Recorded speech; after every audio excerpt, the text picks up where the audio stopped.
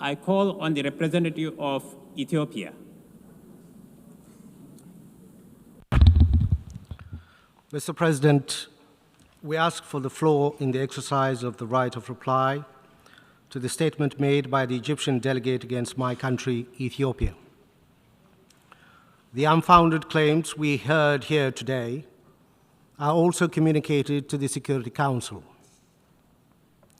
Ethiopia has provided a considered response based on truth and lessons from our knowledge of Egypt's baseless claims. Our position remains principled and clear. The Nile River ties Ethiopia, Egypt, and the 9 other countries of the Nile Basin with a natural bond. Ethiopia has taken all steps to preserve this bond. The contrast between Ethiopia's long-standing policy of cooperation and Egypt's continued hostility is starkly clear. Ethiopia abides by the international law principle of equitable and reasonable utilization in its use of the Nile River. Egypt, on the other hand, is invested in imposing what it calls its historic right.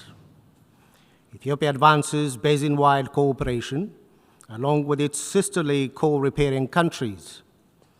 Egypt pushes for colonial-era bilateral commission that grants it unfettered authority over 10 African countries.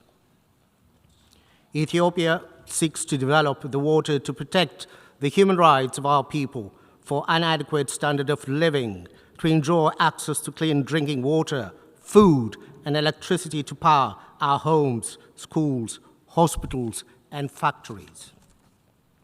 Egypt insists on denying them these necessities of life by a perpetual colonial status as a desert farm, to use its own terms, and I quote, oasis for development, end of quote. Ethiopia built the Grand Ethiopian Renaissance Dam by consulting and involving Egypt in the decision-making processes, starting from the design to the operation of the dam. Egypt built the humongous High Aswan Dam, which is nearly 3 times the size of our Renaissance Dam, destroying the Nubia and Meroe civilizations, with flooding destroying the livelihood of people in its neighbor. Several rounds of negotiations have been held between Ethiopia and Egypt. Egypt tried to extract unreasonable concessions from Ethiopia without any genuine desire for a win-win solution. Egypt's representatives have not shown any inclination to produce a consensus outcome. Its entire focus is to get other Nile riparian states to recognize its claims for colonial-era entitlements and full control of the Nile. Ethiopia's dam is the first of many, not only in Ethiopia, but also in the wider Nile Basin region. There has to be a lesson from the past to chart a positive future, a more collaborative future. Hostility only breeds divisions, wastage of resources, and missed opportunities for joint development.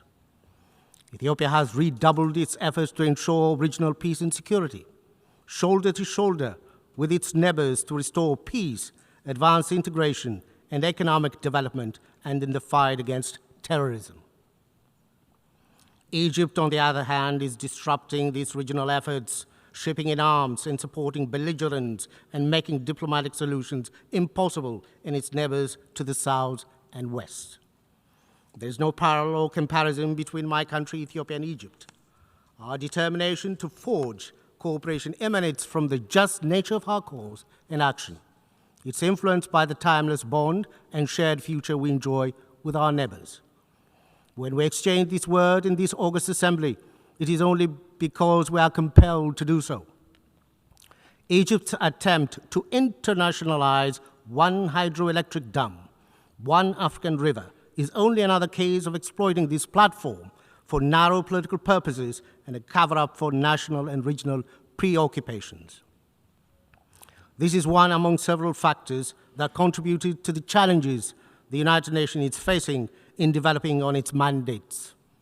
We thus encourage Egypt to play a constructive role in building a future of shared prosperity I thank you, Mr. President.